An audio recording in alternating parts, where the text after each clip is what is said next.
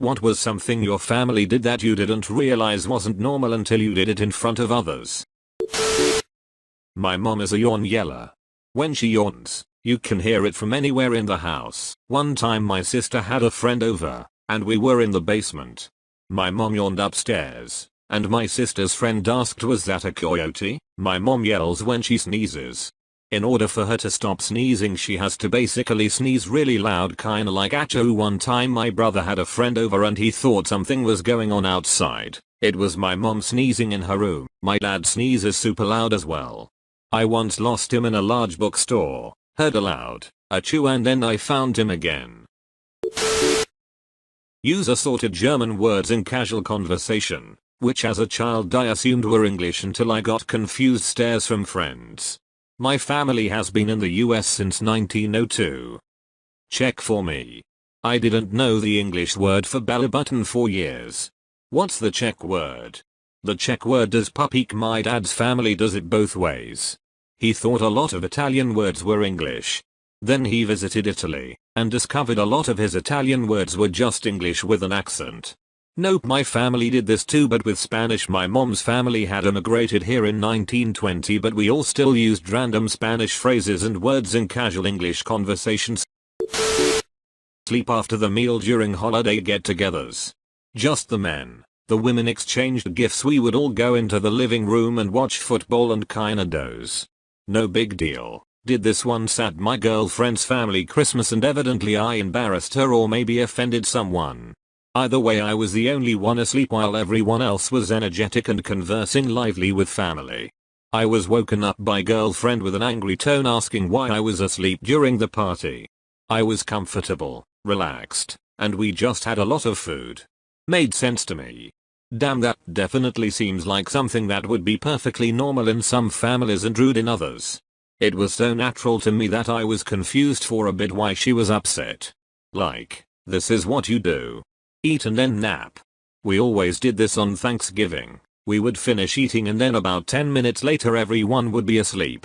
It was always so satisfying to wake up on a full stomach. As a southern person in the US that always has a family member who is a good cook, it's almost looked at as a good thing, like the turkey was so good that I ate so much to go into a food coma. Compliments to the chef, lol. You have to respect a good food coma. My dad jizzed on my siblings and I a lot. He was born in Iran, so he had a little bit of a language gap even as an adult. And what he would do to mess with my siblings and I is he would use his finger and thumb to punch the tiniest amount of skin on our wrists. And he would call it jizz, because I think that's what he thought the sound of that was if you could get close enough to hear it. So the scene occurred plenty of times where my brother, sister, and I would be running away from him in the house, pleading not to get jizzed on. Years later, someone explained to me that the noise Iranians think bees make is jizz.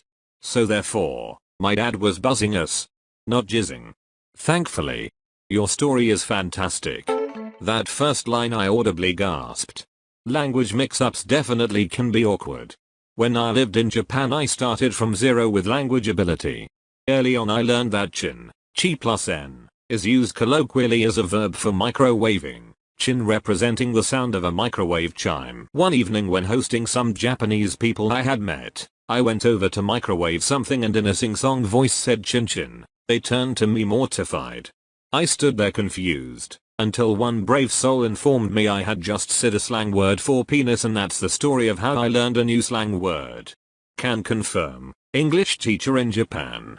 Japanese elementary school boys love this joke. They ring a bell over and over and say chin chin. Chin chin. I just got it. It's basically the equivalent of ding dong, right? In English that can be both a bell sound and a slang for peen. My mom and I have had this inside joke where we go don't talk to me or don't even look at me in response to stupid shit. I don't remember how or when it started, but I've been doing it since I was a wee kid. I didn't realize how odd it was until I said fine, don't talk to me then in response to my mom telling me I couldn't get a video game I asked for, and a woman in the aisle with us got offended. She pulled my mom aside and told her I don't need to be talking to her like that and she needs to teach me how to respect her. LMAO. My mom explained that it's a joke that we do but she doesn't think the woman believed her. My husband and I joke like this too. My friends get really uncomfortable when I roll my eyes and say I don't even like you. I want a divorce and he says good. You smell like wet garbage in flea market lol I love this. My girlfriend will say she is going out for a pack of smokes and whole milk. She is a vegan who has asthma. This is her joking equivalent of I am leaving you. That's pretty cute yes. Gotta love the people that get offended on behalf of someone else. Apparently it's not normal for your parents to openly and graphically discuss their sex life with you. And it's definitely not normal for your parents to have multiple partners younger than you. Edit. Since so many are asking, my parents didn't start this behavior until I was an adult. When I say the partners are younger, I mean they're sleeping with college kids while I'm in my mid to late 20s. Oof, that's awkward. Depending on time frame, even criminal. Son, you jump in this orgy or what? Your mother is getting antsy. The first part was my entire childhood. It was constant and it still happens. After trying to explain this was normal, they were just open, yatta to my first few girlfriends. I finally realized it might not be a cool thing to talk about with your kids. Not saying I'm damaged or anything. But those first few girlfriends do. I didn't know my life was sad until I heard about other lives. Saying goddammit after sneezing. That was an interesting day in first grade. We say shut up. Can be awkward with new people. Tends to get laughs though we say something similar after a third sneeze. Bless you. Bless you. Are you done already? Combination here lol. Bless you. Bless you. Shut the fuck. That's hilarious lol. Everyone in the family, extended family included, likes each other and gets along. One boyfriend commented that my family was weird because everyone got along. No massive fights, screaming and yelling each holiday, bringing up decade-old grudges once or twice a year like he has never met his uncle because his dad and uncle hate each other too much. TBH, this is weirder to me than the guy whose dad jizzes on him. Wait. Is everyone getting along? The weird thing? I know each family has their drama, but it can't be the norm for fighting, screaming, yelling, and such even through the holidays.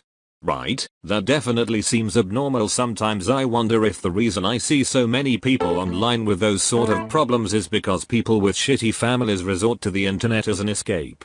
My family too. We just, genuinely, enjoy each other's company. My husband teases us for being so wholesome that my mother would scream and yell every single night in her sleep. I legit thought it was a normal thing. My mom has nightmares, doesn't yours? Edit. Given the comments here, maybe a larger conversation needs to be had about why people have nightmares. Holy shit. I dated a girl that had those and it not only creeped me out but she would start clawing and punching. I've kicked a partner and left bruises on his shins. I felt so bad when I saw them smoking indoors. I didn't do it, but my GF at the time had a veritable panic attack when we had my mother over for dinner. It was the first and only time my mother came to visit. I was born mid-70s, so I remember smoking in malls, planes, hospitals, etc. Both my parents were non-smokers, which made them unique enough, but still every time someone came over, they'd pull out these giant ashtrays for their guests. Such a different time. Would you be shocked to hear I went to junior school in the 1970s? I can vividly remember at least 2 teachers who smoked in class. Ashtrays on their desks, no f***s given by anybody. Flush the toilet after peeing. We tried to save water, so we basically peed until someone took a dump. Then one day I went to a family friend's house and freaked everyone out because I didn't flush. Edit 1. Forgot to mention that we were a family of 5 with 1 working toilet, and my dad shits like 3 times a day. Edit 2. Our bathroom was on the 2nd floor and it had a window. This thing can work until your bathroom gets filled with pee smell. Not recommended. Edit. Thanks, guys. Now my top voted comment is about the stain of pee. Thank you. Flush the damn toilet. I'll take a higher water bill over the bathroom constantly smelling like piss. If it's yellow, let it mellow. If it's brown, flush it down. Apparently it isn't normal to do grave rubbings.